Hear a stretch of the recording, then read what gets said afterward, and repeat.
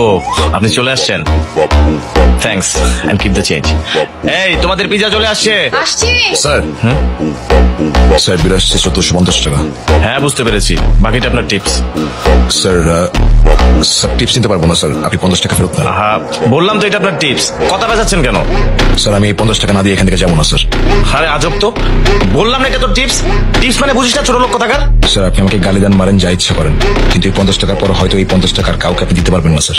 Sir কেমন যেন করতেছেন, উনি কি আপনার হাজবেন্ড? এক্সকিউজ মি, আপনি আমার পার্সোনাল বিষয়ে কেন কথা বলছেন? এই আমি কিন্তু তোকে এখন চড়াবো, আর তোর নামে তোর কোম্পানির কাছে কমপ্লেইন করবো। আচ্ছা তুমি থামো, আমি দেখছি। ভাই আপনি প্লিজ এখান থেকে চলে যান, আমরা কোনো ঝামেলা চাচ্ছি না। আম্মু চলো। এক্সকিউজ মি,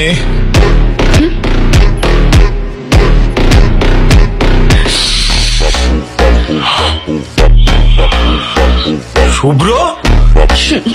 শুভ্র তুমি? জি শুভ্র হাসান, বিবিএ ফাইনাল সেমিস্টার, আয়শার পাগল দিওয়ানা আর রনির কুড়িচার ভাই। ভাই আপনারা বারবার বলছিলাম আয়শারে বলেন আমার ভালোবাসার কথা, ভার্সিটি সবাই বলা বলি করতেছে আপনার সাথে নাকি ওর রিলেশন। শুভ্র তুই কি বোকা? আরে আয়শা তো জাস্ট আমার ফ্রেন্ড, আর আমি তো তোর জন্য ওরে বুঝাইতেছি রে ভাই। ভাই এতগুলা মানুষ মিথ্যা কথা বলবে? তুই আমার কলিজার ভাই না? আচ্ছা তুই কি আমার বিশ্বাস করস না নাকি, আমি তো বুঝতেছি না। ভাই এখানে বিশ্বাস অবিশ্বাসের কোনো কথা না ভাই, কথা হইতেছে আমি খুব ডিপ্রেশনের মধ্যে আছি, আমি কি করবো কিছু বুঝতে পারতেছি না। আচ্ছা শোন, তুই টেনশন ফ্রি থাক। আর ভার্সিটি থেকে মেয়ের অভাব পড়ছে? ভাই মেয়ে দিয়ে কথা না, আমি তো আয়শারে ভালোবাসি তাই না, আয়শা যেমনই হোক না কেন আয়শারে ভালোবাসি।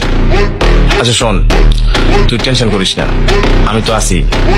আর আমার একটু ঝামেলা বুঝছিস, যে সামনে কমিটি দিবে তো ওইটা আমি একটু ব্যস্ত আছি। আর তোরা তো টেনশন কি, তোর কলিজার ভাই আছে না, সব কিছু ঠিক হয়ে যাবে।